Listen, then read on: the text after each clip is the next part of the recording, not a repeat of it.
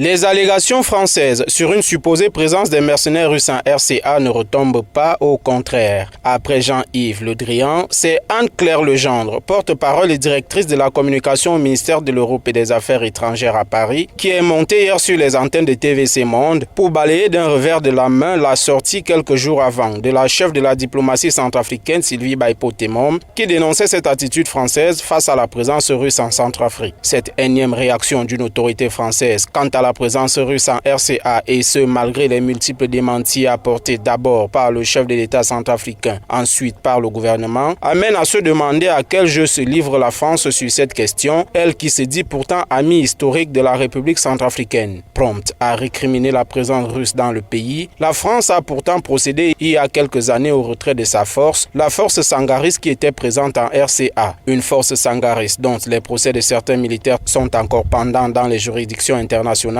pour des motifs de viol sur mineurs pendant leur mission. Outre le retrait de la mission sangariste en RCA, la France a également gelé son aide budgétaire en direction de la Centrafrique il y a quelques mois. Toute chose qui amène donc à se demander pourquoi cet acharnement vis-à-vis de la présence russe dans le pays de Faustin Archange Touadéra, qui n'a fait que solliciter selon les lois internationales l'aide d'une puissance telle que la Russie, laquelle lui est gracieusement accordée. Sylvie Baipo-Temom, ministre centrafricain des Affaires étrangères, l'a suffisamment indiqué lors de son propos en réaction à celui de Jean-Yves Le Drian, je cite, « La RCA a des préoccupations plus importantes à gérer. Elle n'a donc pas besoin de se retrouver au milieu d'une guerre de communication entre deux puissances pour leurs intérêts dans un autre pays. » Une réaction qui semble n'avoir pas été comprise par la diplomatie française, mais qui par contre a suscité cette autre sortie. En tout cas, la République centrafricaine, avec l'aide de ses alliés russes et rwandais, est résolument engagée dans le combat pour un retour définitif de la paix.